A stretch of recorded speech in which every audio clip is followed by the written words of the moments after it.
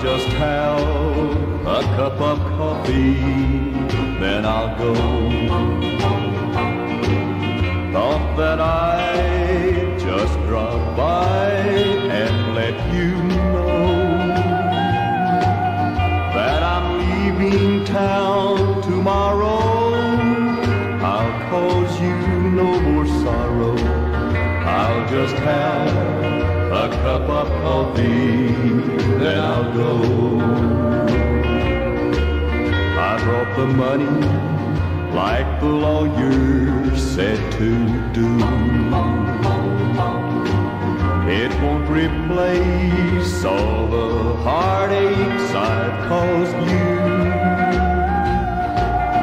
It won't take the place of loving you, I know.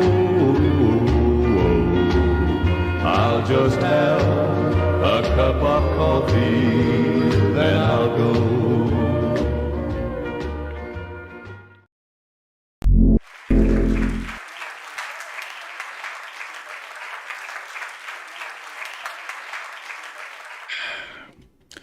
Good morning. Welcome back to the channel Grand Colombia, and welcome to another Coffee Time Live, coming to you from Armenia, Colombia.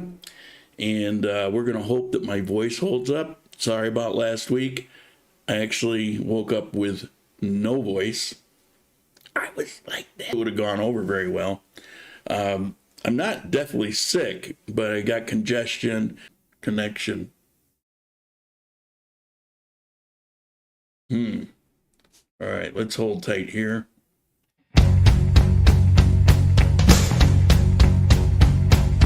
Here's your story, let's begin. The water's fine, come on, dive in. The future's here, it's right before your eyes. Okay, hopefully we're back and everything's good. I think I had a little drain on my connection. So anyway, there was that. So I wasn't dying. I will be happy when the congestion's gone and my voice comes back permanently. So what do we got? Rob, how you doing, Rob? It's been a while. Rob, I got some news for you. I'm not going to say it on air, but I got to remember to tell you. Yuka, how you doing? Thank you, and thank you, and thank you. Let's see. There we go. What else? Mike, how you doing, Mike? Nice place. We went down to visit Mike yesterday, and oh my God, what a view. Guy, how you doing? Good morning from Prince Edward Island, Canada. Emil, yeah, what are you doing calling me just before I'm starting? Yeah, I couldn't take the call. Man, I keep getting this this connection. Somebody tell me what you're seeing on your side. I keep getting a YouTube error. Man, it's so disruptive when this happens. Mike Carroll, how you doing? Yeah, if you let me know what you're seeing, if I need to proceed or start over or whatever, I don't really know. Anonymous, thank you for the contribution. Greatly appreciated. Looks okay. All right, well, that's good. We'll try to get to it. Because I got a really, I think, interesting topic, something I've never discussed before, but I've been asked about a few times. Video was freezing, but seems to be good now. Danger Will Robinson. Good morning from South Florida, soon to be in Colombia. That's Jay. Okay. Today is a little bit about credit. I'm asked a lot, can you get credit in Colombia? And that's not going to be my main topic, but I'll be dabbling in that. But I'm going to talk about leasing a car. I've been here for a while. We're going on 5 years. In a few months, handful of months, I get to go for my permanent residence. and then I'll never have to get a visa again. How nice that'll be. But because I've been here for a while, I mean, you know that I had that Rappi credit card sent to me 2-3 years ago, unsolicited. Was very surprising. I've been getting things, thrown my way recently. Kind of like in the U.S., it's like, it shows up. Look, you got a special deal. You're eligible for Well, one came in on leasing a car. And what was fascinating was how they do it here. And so first of all, on a cedula and on a visa, yes, you can, if you make the right moves, you can get yourself to the point where you can lease a new car. Is the price outrageous? Not really. It depends on your budget, obviously, but you can get a new car like Efra Wahira. That car, hers is called a Espresso, Suzuki Espresso. Brand new, they're $10,000. There's all kinds of Renaults and Volkswagens and Kias and like that sell between $12,000 and $14,000. Brand new cars. So you can lease those things, I think relatively reasonable.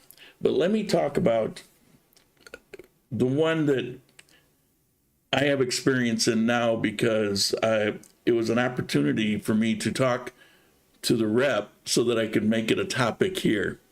All right, here's what was initially sent to me.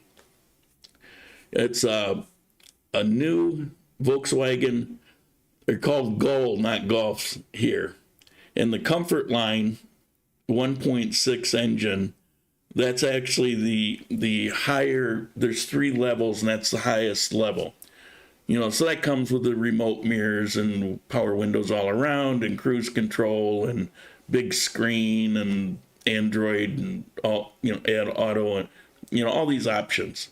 And the 1.6 engine for that size car, most everybody else, it's between 1 and 1.4.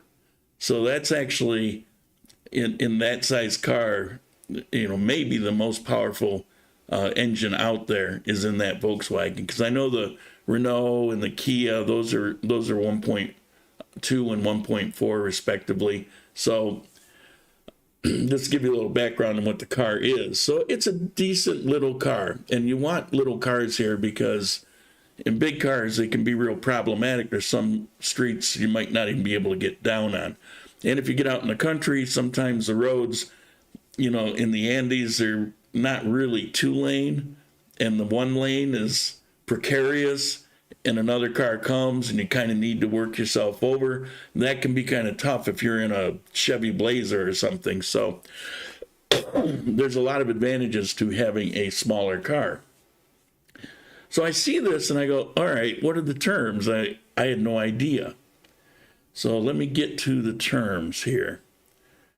And if for some reason I'm not broadcasting right, please put into the chat, because that will still function unless I lose connection altogether. Keep me apprised of that.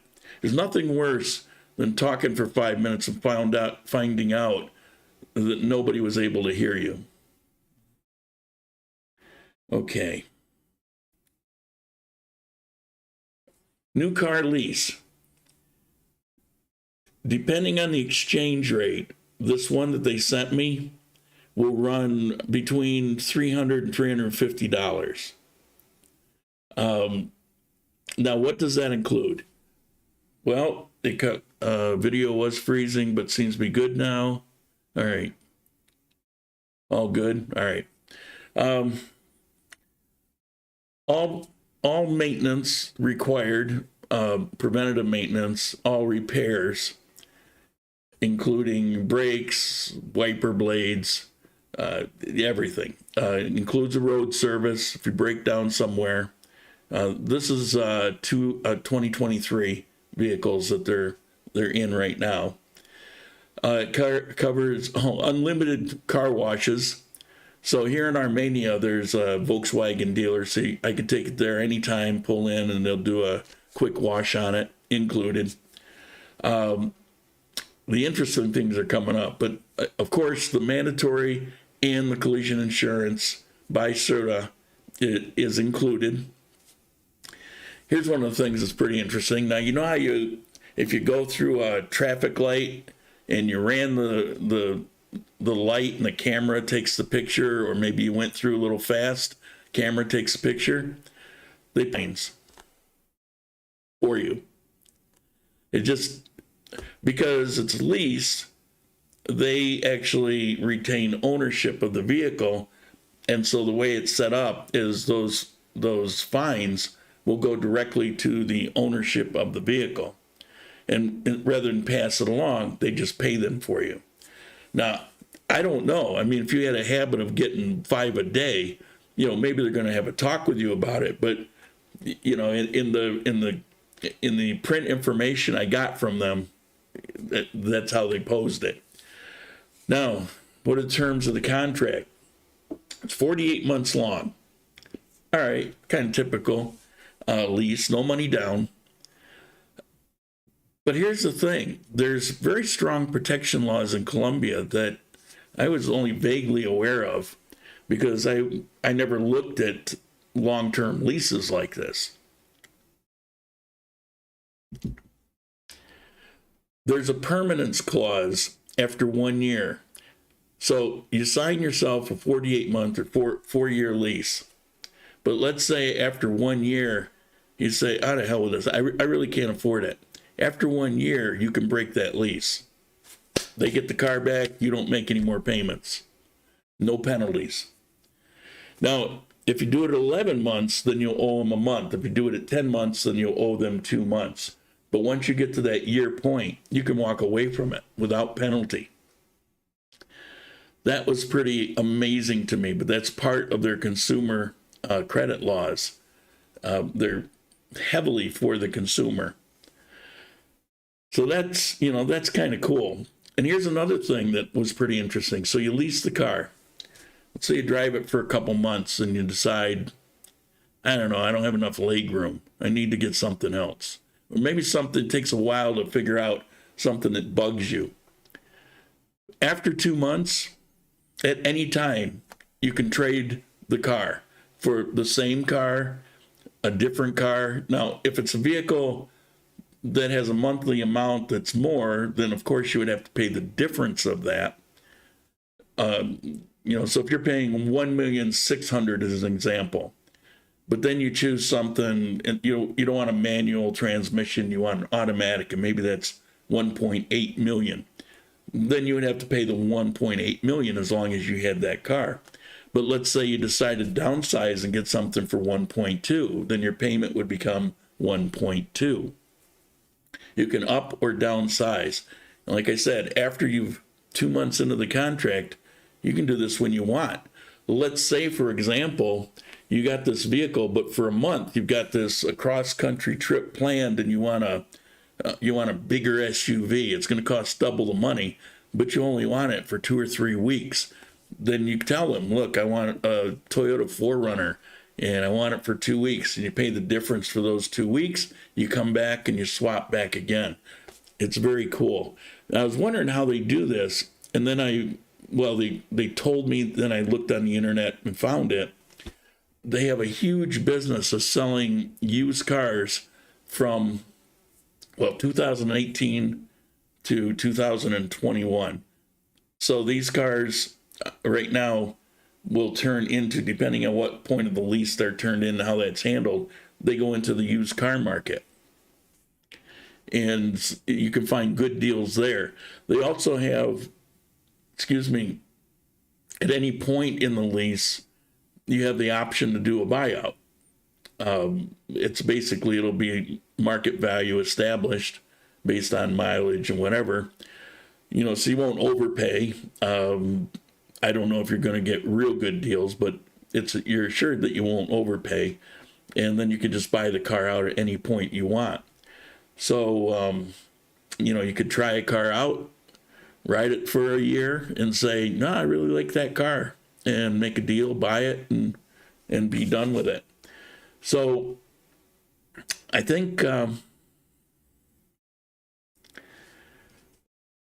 I think with the consumer laws and how everything is included and more, it's no exaggeration to say, because it's a fact, the only thing that you pay for this car ownership, aside from the lease, is gasoline. You need a quart of oil, they take care of it. Whatever it is, they take care of it. So I thought you might find that interesting. Now, I'm not promoting that, but with the consumer law and the questions I get about cars, and I've been asked, are leases available? I mean, I never really knew, but I ran into this, did some due diligence to find out what was going on, and thought it'd be a great topic to bring to you. And as far as credit goes, yes, as I've already alluded to, you can establish credit just by being here. They do have credit services. So let's say you get a cell phone on credit and then you just decide to not pay, or you end up being, you're going to go into the bad credit history. And so you don't want that, because from what I understand, they don't tolerate bad marks. So if you get a bad one, that could prevent everything. But as long as it's neutral or positive, will determine to what degree. Another thing I found out, I think this would be important for some of you. Now, I say don't come here and buy a house, but over a period of time, once you've educated yourself on a lot of different things, then it may become appropriate, whether that's a year, 2 years, 3 years. I would think 3 years would be the ideal, but, whatever that is, I'm asked very often about, can you get a mortgage? Yes, you can get a mortgage, but they're kind of cumbersome because they're huge down payments and like that. But what I didn't know, and I know now, is that depending on how you set yourself up, you can establish a credit line.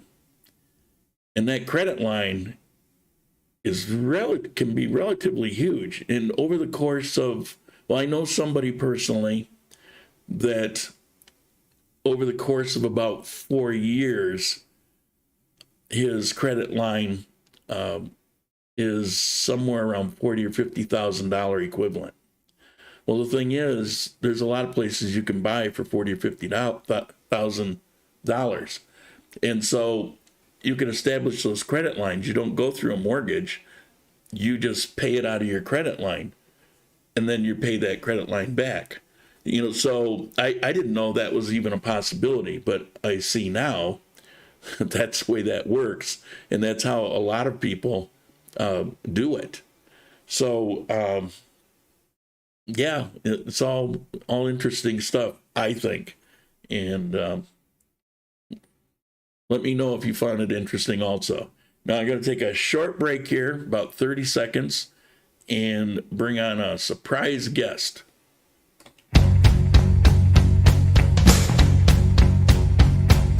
Here's your story, let's begin. The water's fine, come on, dive in. The future's here, it's right before your eyes.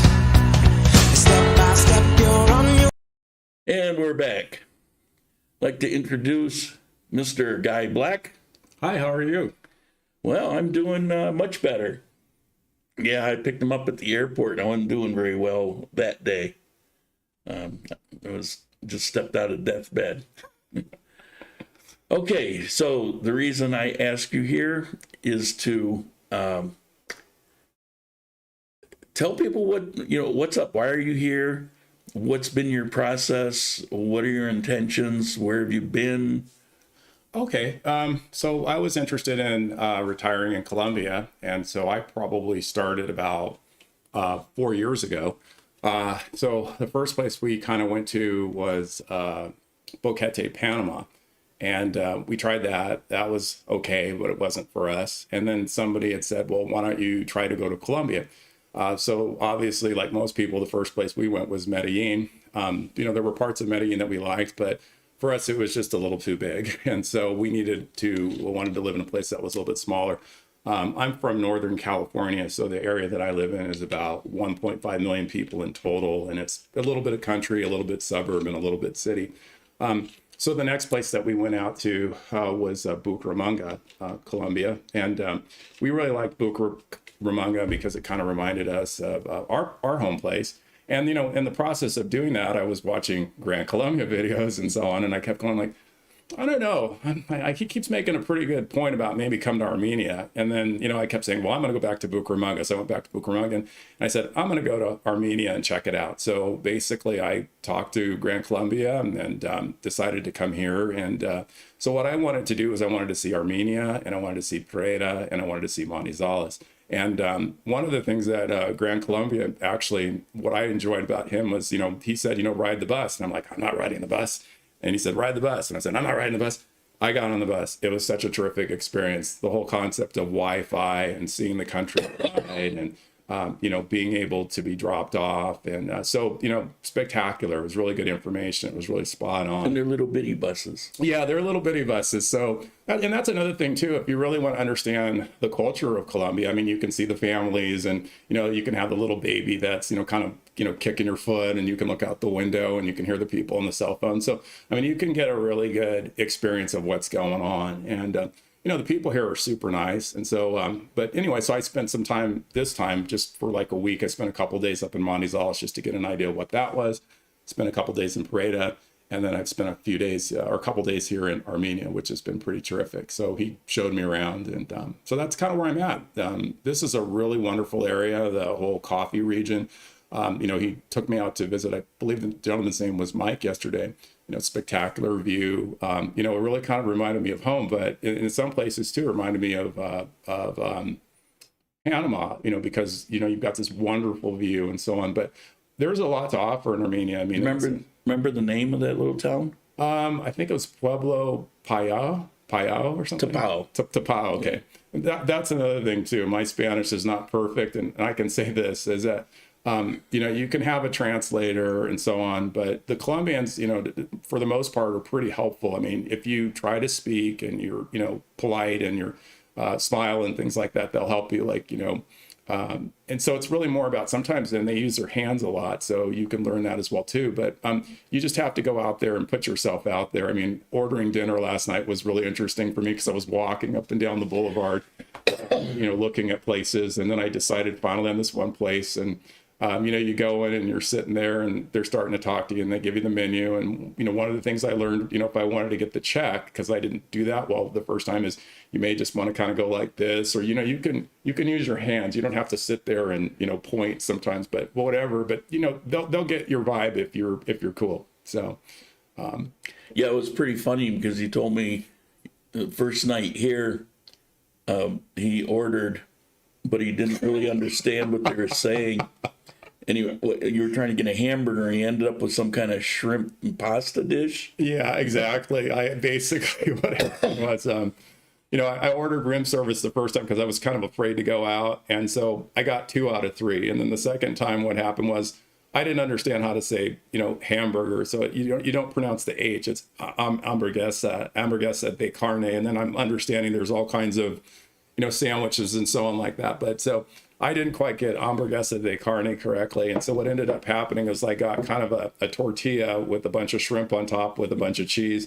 And, you know, at that point, you're, you know, since your Spanish is not that good, you're not going to get into a conversation of, you know, can you bring me something else? You're just going to say thank you and move on. So, and of course, I was talking to my wife about that, who speaks fluent Spanish, and she just couldn't stop laughing at me. So, but, you know, you just have to put yourself in it and, you know, you'll muddle through and you'll get to where you need to go. Yeah, one of the things we were talking about it was a surprise to me when I got to South America. A hamburger is a hamburger, right? You order a hamburger, you basically know what you're going to get. You're going to get a bun and you're going to get ground beef and then various toppings. Well, here and in Ecuador, a hamburger is anything in a bun. It could be a chunk of cheese. It could be a piece of chicken. It could be a piece of pork. It could be a slice of lettuce and tomato. Those are all hamburgers. So if you want a hamburger with a hamburger, than hamburguesa de carne, you know, beef. So yeah, you found out. Yeah, I did. I've learned. I mean, Or you get shrimp. well, yeah, and but you eat, and so last night too, I went, just shopping, going into a little store because I mean, you have to put yourself in situations where you start working on your Spanish, and so I mean, you start talking to people, or you look at the pricing and so on. I mean, the other thing too is getting used to the money. Sometimes they use a lot of coins here, like 500,000 pesos and 200, or it's 500 pesos or 200 pesos or 100 pesos. So, I mean, what I had to do was, since I'm not really good with the money, I just put all 500s in my, my pocket. It's too complicated to go between the sizes and so on. And you just work that versus, you don't necessarily want to overpay people, and sometimes if you're not going to buy something for like 1,000 pesos and use like a 50,000 bill. It's not everybody has that type of change. And so you have to kind of understand that, you're dealing with a lot of mom and pops sometimes, and sometimes you're dealing with large organizations or maybe hotels and stuff. So you just have to do it is what I've learned. And but what I can say though is, as I've watched, what I liked about Gran Colombia was a lot of the information he gives is spot on. I mean, I don't try to do everything, but what I'm saying is, like, for example, when I was in Pinares, I was kind of walking around and stuff, and I didn't really know that I was booking the same hotel in Manizales. Yeah, in Manizales. Yeah. And so I had no idea I was booking in the area. But what it is, that's another thing too about stuff. You can see videos, but until you come here and actually experience it, I mean, like, for example, the beautiful view when we were at Mike's house, a camera could never capture that. No. It just could not capture that. I mean, once you go and it's breathtaking. It really is. So there's a lot of places in Colombia where, there's pictures, but you just have to experience. I mean, it's a very beautiful place, and, it can be hectic in places too, but a lot of it's just, doing your homework and, working with people who have been here, and, you just have to keep an open mind and learn. And, that's what I've learned. And I mean, I've had a great experience here. I really appreciate the fact that he spent time with me this week. And nobody stole your bag.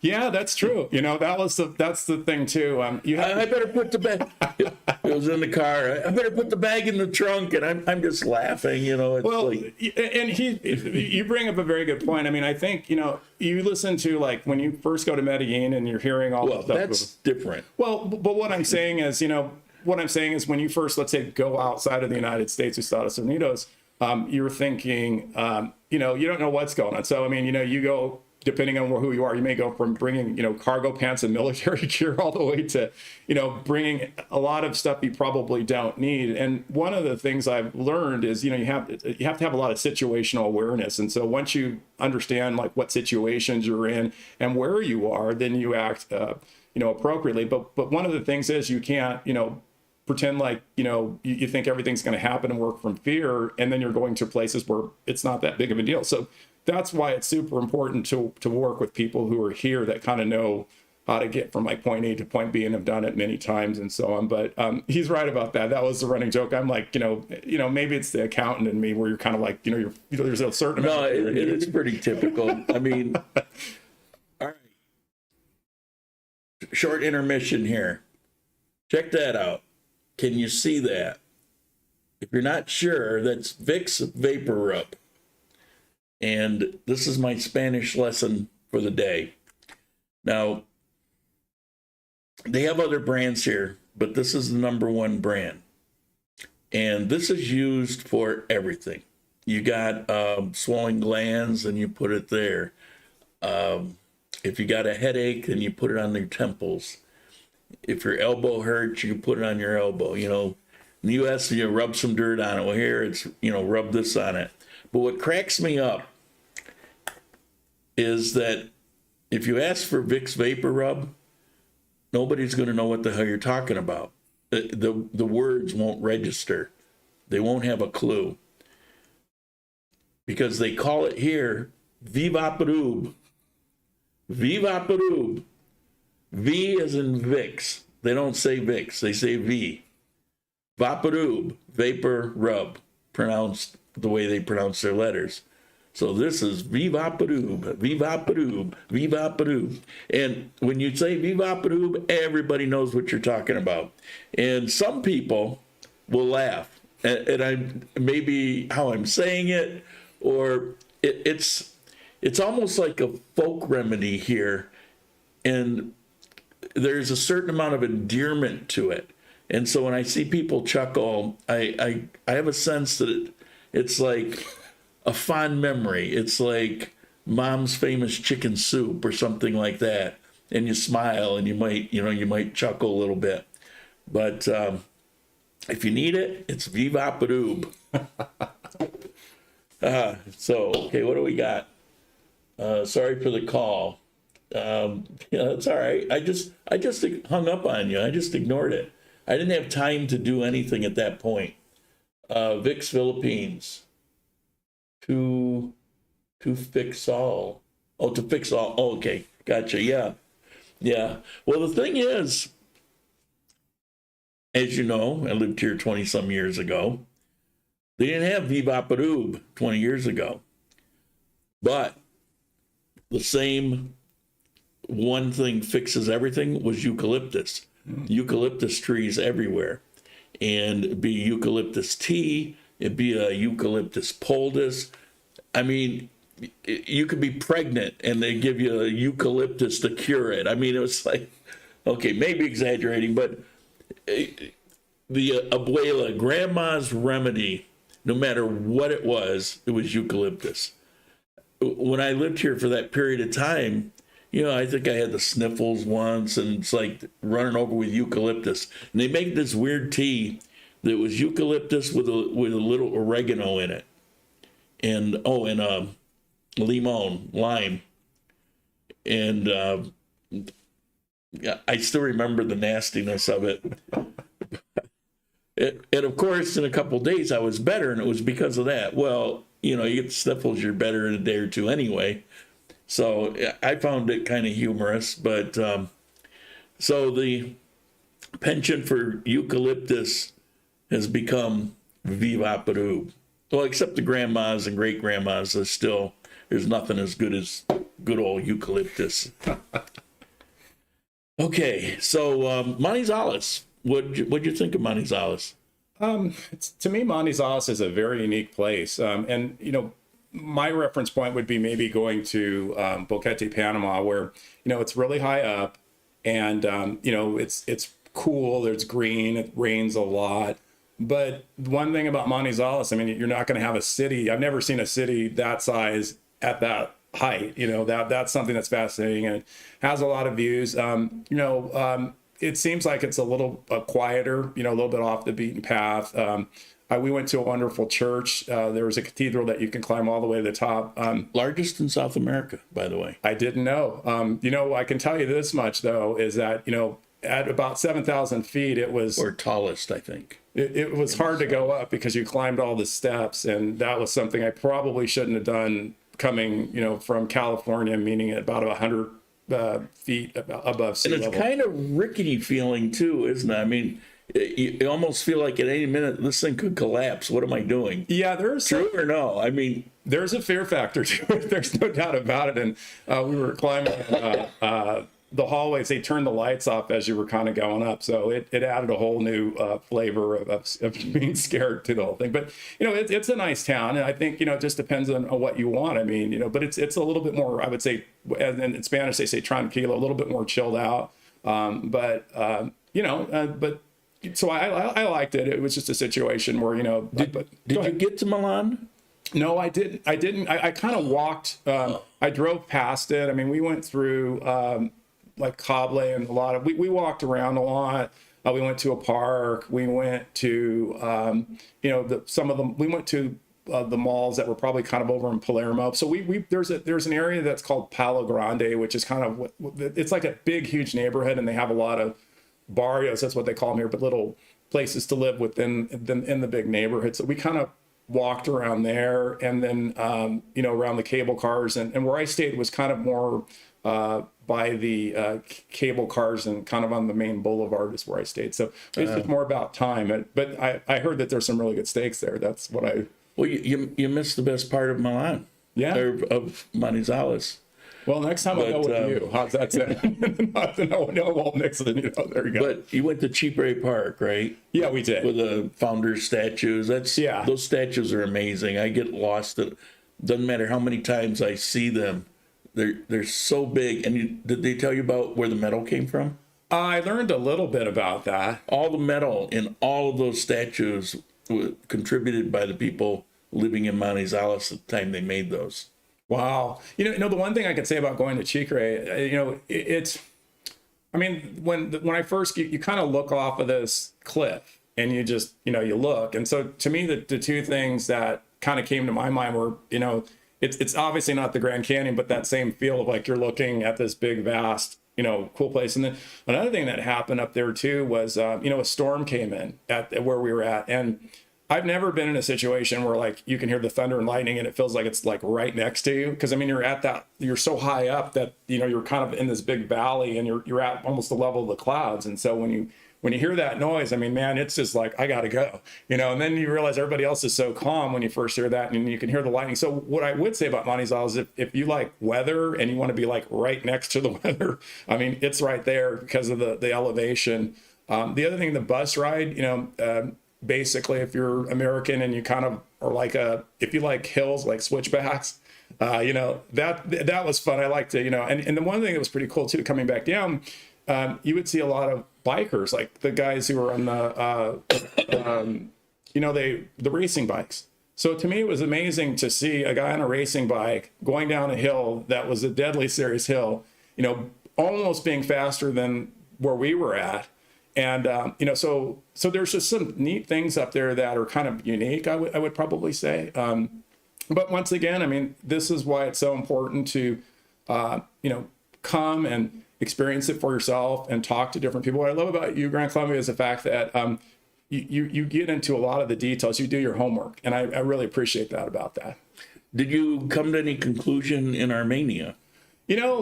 Basically we drove around Armenia and we saw a lot of neighborhoods. What I found about Armenia is like, you can find the same type of neighborhoods in, like, if you liked Manizales and you like, maybe there's a certain more of a suburban area. Well, it's in Armenia too. One of the things that Armenia reminds me of is a lot like Sacramento, because it's it's a little flatter, and basically depending on where you are, you can get around town. It's really easy. I felt very comfortable like walking, around and so on like that, but I like it. I want to come back again. I mean, for me right now, this is kind of a thing where I'm just making the first trips, and then, I have to go to the committee, which is my wife, make sure. So the logic is that, bring her back and let her take a look and see, we make a decision that way. But I mean, there's a lot to like about Armenia. It's definitely, people are super nice. There's plenty of areas. A lot of the areas that I saw, like for example, in Bucaramanga, you can find the same areas in Armenia. You just have less of them here. Everything's lesser, but it's here.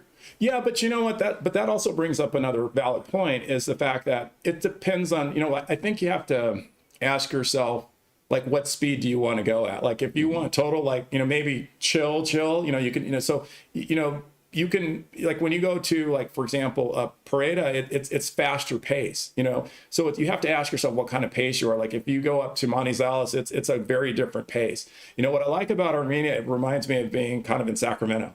I feel very comfortable. I mean, and also when we went out to go see Mike, one of the things about Armenia too, the countryside's beautiful. It's just ridiculously beautiful, and I love the green. It almost, if you lived in the United States, it would feel like you're kind of maybe in Oregon, but even Oregon doesn't kind of do it, justice. Yeah, it's almost overwhelming, but in a good way. Yeah, it is. It is. Yeah. I would say that, I get what you're picking up on. Here in Armenia, if you're a real party animal and you want to go out 5 nights of the week and like that, well, Armenia is not going to be for you. But if you like to go out on the weekends, then there are places that you can live and be around that. Of course, you're always a taxi ride away from anything. But if you want to see a live band, if you want to go dancing, it exists here. But the difference is there might be 4, 5, 6 clubs that you find decent. Manizales, there might be a couple dozen. In Medellin, there might be a couple hundred. So that's really the difference of it. So if that kind of thing is important to you, then if you move here 5 or 6, fine, but maybe after the 5th year of that, you know, you wish you had more. Now, I don't know, you know, people that come here tend to, you know, be closer to retirement for the most part, in which case they've already been through all of that. And it's not that they don't, you know, maybe they like to go out, but they don't need to go out every night of the week. And usually that only involves going out trying to pick up women. Well, the thing is, in Colombia, that's actually the worst way to meet women. You don't go to the club to pick up women. You could do that in Medellin, but then you end up getting drugged and robbed, and you won't get drugged and robbed here, but women don't go to the club to get picked up. They go with friends, and they stay with their friends. And you're not just going to step in. They'll be polite, but you're not going to pick them up. It's, you know, so that's not the way to do it. And that's why most guys will frequent clubs like that. And I would add that basically talking to some of the people that I know that are women that are Latinas, what they basically say is no decent woman's going to approach you. So if somebody's coming up to you, there's probably more going on there. So, and then people do kind of, you know, travel in groups. Another thing I might add to the whole thing about the party scene is, so, you know, when we were in Bucaramanga, we wanted to kind of stay in the Zona Rosa. And so usually in Zona Rosas, that's where, you know, there's, you know, it's basically safe to go to clubs and all that stuff. Mm-hmm. But the downside of being in Zona Rosa is, you know, noise, the noise. And then you hear you know, not only the honking, the yelling, you know, I mean, it goes on and on. And so if you're a person who wants to get 8 hours of sleep, you know, you're going to probably be up till like 3 or 4 in the morning. What I liked about Armenia, where I was staying, I mean, if you want to go out and have a couple beers, you know, and kind of walk down, you could totally do that. There were some places where you could probably go in and you know, I noticed a lot of people that were out were, you know, kind of in pairs or, you know, groups and that kind of thing. And so, but I mean, as a single, you know, person, I mean, I didn't feel uncomfortable walking into places. I didn't feel like I was going to get beat up or hurt or anything like that. And, you know, so, I mean, it once again, it depends on what you want. And another thing about this too, if, you know, maybe you live in a quieter town and maybe go to the other town to party. And, you know, that's another, you know, depending on what you want. The good thing about this area is the cities aren't that far apart, you know. They tend to do things a little differently in Armenia when it comes to that.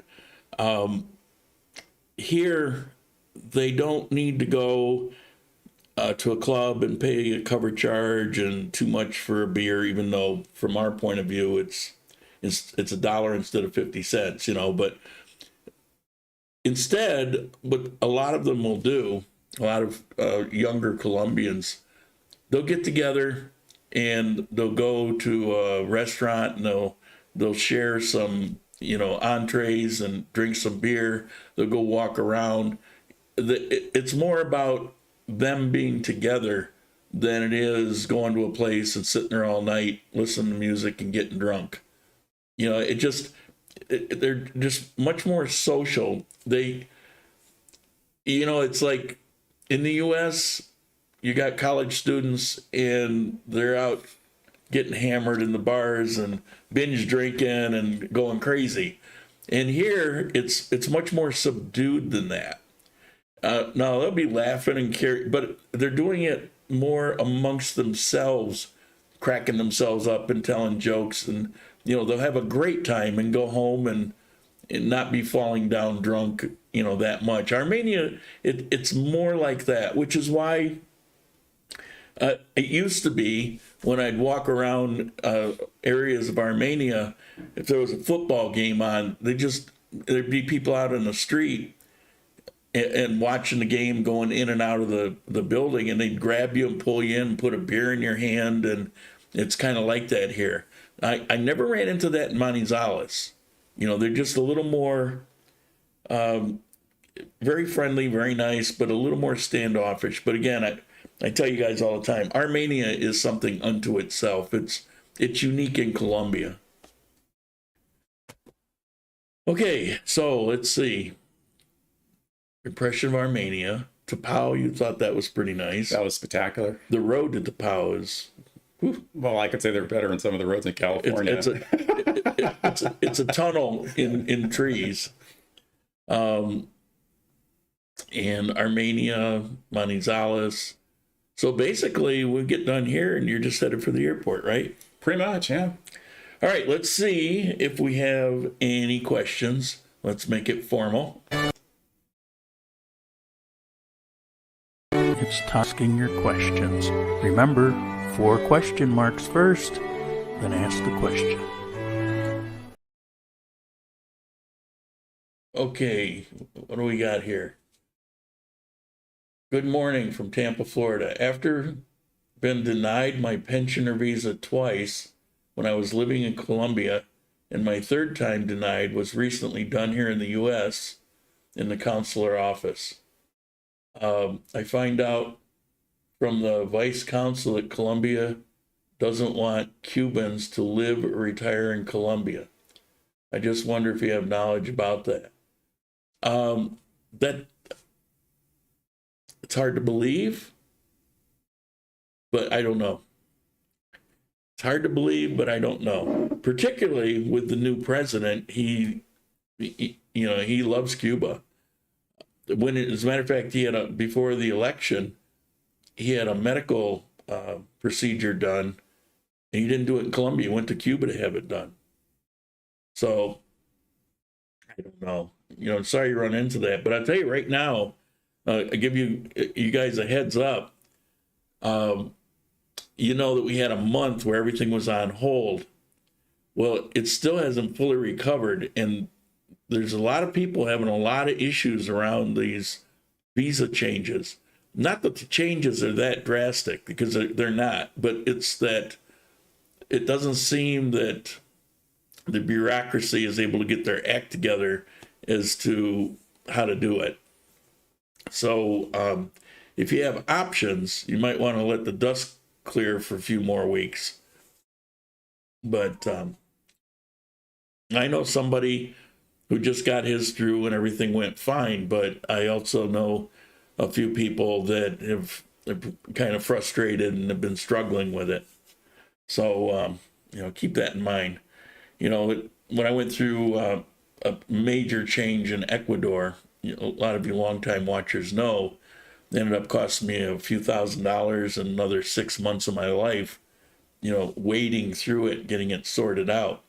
Well, it won't be anything like that, because they got their act together here far more, but it's been pretty disruptive. Any questions? If not, we'll wrap it up early. Save my throat. I have to wait 6 months before I apply for a visa again. Yeah. I hope I don't have any problems. I don't think I will, because, I go for my next round early next year, and I'm sure they'll have everything straightened out by then. And it's a visa technically, but it's a permanent residency. And so I've already got a track record of living here almost 5 years. 5 years by the time I go. So I think that'll mean something. I'm established here. I got credit here. I've been running my healthcare for a number of years and all of that. So any other questions here? Make a last call for questions.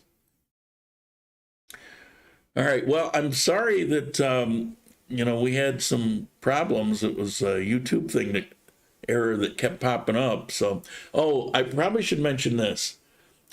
I'm asked by you guys pretty often, why don't you go to Rumble? Why don't you go to Rumble? And I told you, they haven't had their act together, and it just doesn't work right. And then a month or so ago, they went public. And I said, well, maybe there'll be some changes that come. Well, there have been some changes that come, and they've already made a number of changes. Like before, in order to live stream, you had to pay a substantial amount of money.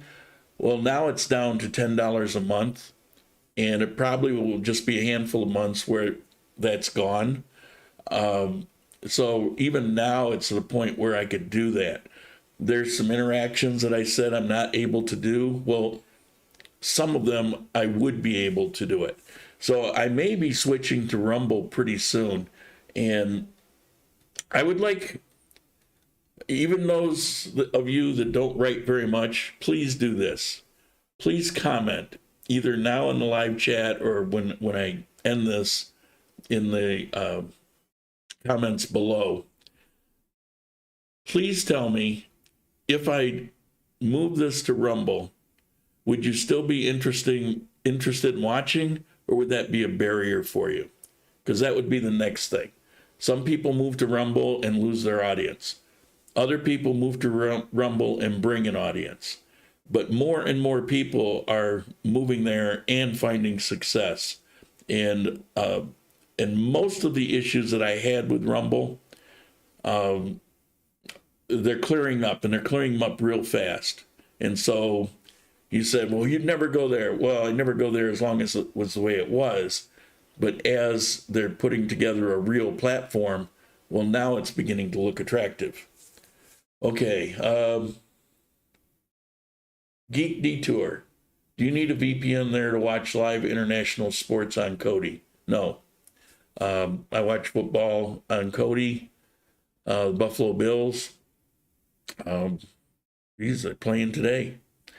So, no, I don't do VPNs. I tried VPNs in Ecuador, and I ran into issues. So I get a VPN, I subscribe to it, work for a little while, and then it gets shut down. The different like Hulu and places like that, they would get a read on that VPN, and I could no longer use it.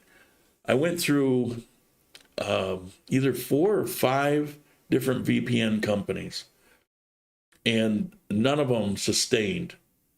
And so I just gave up, and I just went exclusively to Kodi and Streamyard, and they don't care about any of that. So doesn't matter for me to watch you. Good to know. I'll be there. Enjoy your topics. Yeah, I wonder, how many of you appreciated the lease information. I found it kind of fascinating, and until they sent it and a couple things caught my eye, I honestly had no interest in it at all. But when I saw the consumer law and how they treat contracts and all that, it's like, wow, that's different. You get a 4-year contract that you can end on your side after a year. That's pretty damn cool. Yeah, it's just an app download. Okay, well, those look pretty promising. I think there was a question about what was your guest opinion about Bucaramanga? Oh, what was your guest opinion of Bucaramanga? Oh, yeah, okay. Oh, Turtle. Yeah, that's my friend there. Shoot. My opinion of Bucaramanga, I mean, if in comparison to what, but what I would say basically, if you like parks, I actually like Bucaramanga. So if you like parks, there's a lot of parks in Bucaramanga. There's definitely distinctive areas of the city. Like if you want to be up on the hill, you can go to there's an area called Pont de Azucar, or, if you want an area that's kind of more residential, but kind of, off, there's like La Floresta. The other thing with Bucaramanga is Bucaramanga and I think it's Florida Blanca are kind of connected to each other, like maybe by 15 minutes apart. And then one of the bigger areas is this Cabecera, which is where there's a lot of commerce. And so I liked it. I mean, one of the things I definitely noticed is it's probably drier. It doesn't rain as much in Bucaramanga as it maybe does in Armenia or Manizales and so on like that. It feels a little bit more like, the pace of maybe a parada, in the sense that it's a little faster, if that's what you want. Definitely, there's a business sense to it. I mean, you can see a lot of nice cars there. Everybody's out walking with a purpose. Absolutely. He's 100% right about that. There's a lot of nice areas. I mean, there's a lot of money in that city in sense, but what I've learned about every city in Colombia, there's money in every city in Colombia. There's people who have a lot in every city in Colombia. If that's what you're looking for. But what I'm saying is it does, I mean, to me, it feels a little bit more like California as far as the weather, but the other thing is if you came to like an Armenia, it feels much more like a Napa or somewhere like this. So you know, there's parts of both that it feels like to me, but I like them both. But I mean, you know, one thing I would also say too, when we flew to Bucaramanga the first time, depending on where you come from, you know, we had to go through Bogota. And one of the things I actually like about like in Armenia is like you can fly from like Panama City directly to it, and you can kind of avoid like the Bogota airport, or you can avoid the Medellin airport. So, so you know, it depends on what you want. I mean, you know, I think that the other thing I would also say about Bucaramanga, you know, the Cacique Mall is spectacular. That's a really cool mall. That's kind of a unique mall. And Cacique. Cacique. And then the other thing is in Florida Blanca, if you want to go, they have a big statue. It's called Santissimo, and they have their little version of the cable cars that kind of goes up to that. So it's really cool. But so I mean, I think you have to decide what you want. I mean, that's, you know, that's what I'm doing. I like it there, but somebody said, come check out this. And so it's kind of a thing where you're in a candy store. You see a lot of things you like, and then you just have to figure out your plan. I mean, the one good thing about it, and I mean, you probably know this better than I, but I don't know, like if you wanted to go from, you know, Armenia or, you know, whatever to a different city, you could either take a bus or a plane. So, I mean, you're not maybe an hour or two away, maybe by a plane from anywhere in Colombia, maybe. Is that probably accurate? And, you know, bus, it just depends on what you're doing, but it's definitely worth checking out. I mean, if you talk to younger people, they'll tell you it feels like a Midwestern town, you know, and maybe from the United States. It's the Hollywood of Colombia. Yeah, I could see that. Well, yeah, it's the richest city, and you have all kinds of movie stars and rich people, you know, that live there, and so it's kind of its nickname. So I got a question for you. Mm-hmm. You were in Manizales. Now, one thing that people say here all the time about Manizales is it's freezing. And I live there. I've been back many times. I've lived here for quite a period of time now. I find the temperatures to be very similar. Did you notice a huge difference in temperature I realize it was only a matter of a handful of days. Well, I think it's a little bit cooler up there, but it's not significant. I mean, to be honest, what happened was when I packed, I thought I was going to 7,000 feet. So I had packed, you know, long sleeve shirts and, you know, I don't know, thermals, whatever, all the stuff that you do when you're coming from Northern California, where it's like 45 degrees at night, you know, thinking it's going to be that cold. And I get there and I'm like, I don't need any of this. Okay, what you do need is basically a rain jacket, like a light rain jacket, and you may need an umbrella. But for the most part, you know, one of the things you could do, I noticed I could leave my window open at night. It was very pleasant, but I didn't feel cold at all, you know. And I would say, you know, I was there for a couple of days. We were probably outside the majority of the time. I mean, it can get, you know, maybe it can feel cooler, but I mean, maybe a long, like maybe a layer, maybe one shirt and a layer. But you commented that here too, though, that I forget when it was, but you said it was a little cool. Can be. And you noticed that when we went to Tapao, you noticed that it was a little warmer out there. Yeah, there's definitely microclimates here. I mean, that's for sure. But that's another thing too. Going back to that question about Bucaramanga, the weather here is a little bit cooler and it's a little bit more pleasant. I mean, that was one of the questions when you go to Medellin and everybody says, well, maybe go try Bucaramanga, and they say it's a little bit warmer. But I mean, you can break a sweat in Bucaramanga. I mean, here I was walking the whole time and I didn't break a sweat at all. But it's not so unpleasant that, you know, I mean, they're both fine. It just depends on what you want. Yeah. Excuse me. What? Your guest might like something Mexico. I'm sorry. Carretera? My normal thing is not functioning, and mild weather. Dry, has wine country nearby, super luxury malls. Yeah. Yeah, to each their, I'm not a Mexico fan, and I've spent so much time in my life in Mexico, but we've talked about that, and it's me. It's probably not fair in general. Moving there, I'm looking at some old ones here. I would move over to watch. That's good. I heard that soon you'll be able to fly direct to Armenia from Fort Lauderdale. Actually, for a number of years, 3 days a week, I think. Spirit flies direct. It's about a 3-something hour flight to Armenia. Plus, you've got Copa flights, particularly if you're on the western side of the United States. You get a flight from wherever, and you can fly into Panama, and then it's a short jump over here to Armenia.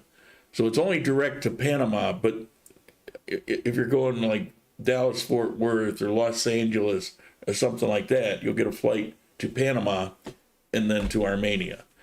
Yeah, so, and this next year, there's 2 other airlines that are coming in that are going to have direct international flights.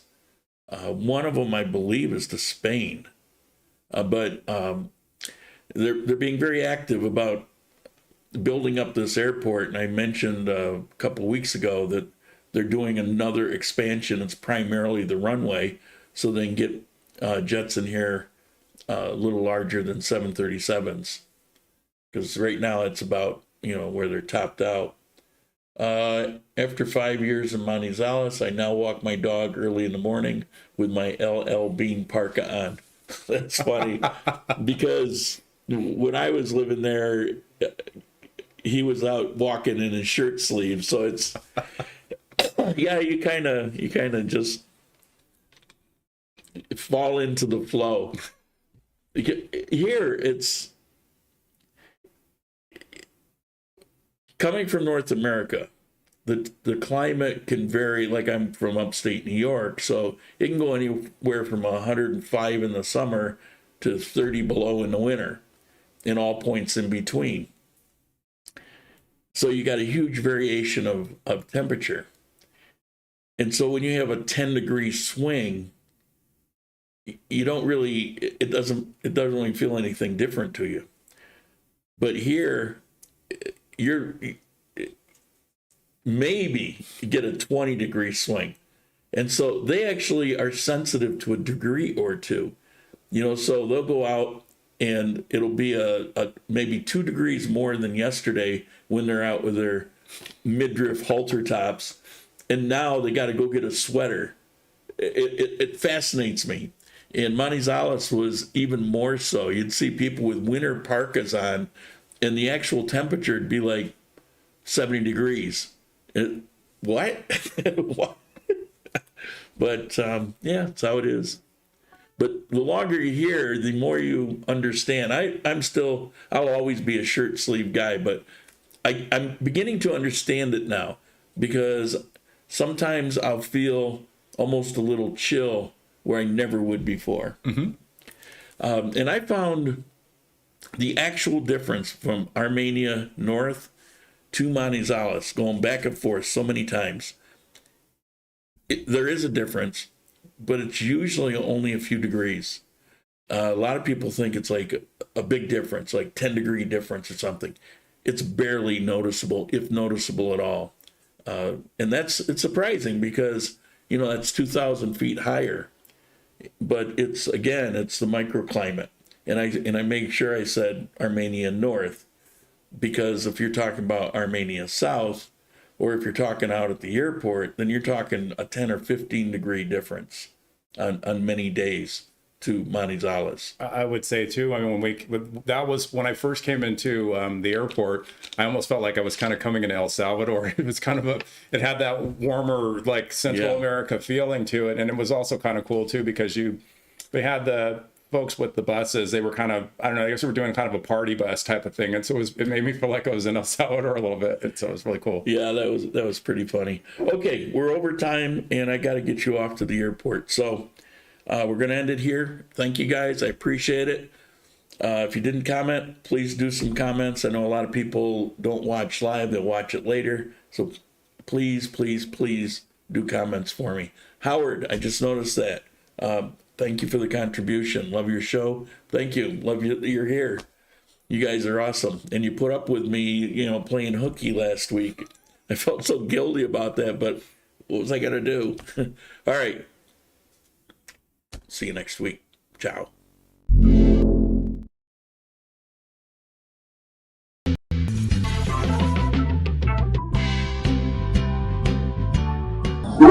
Bye.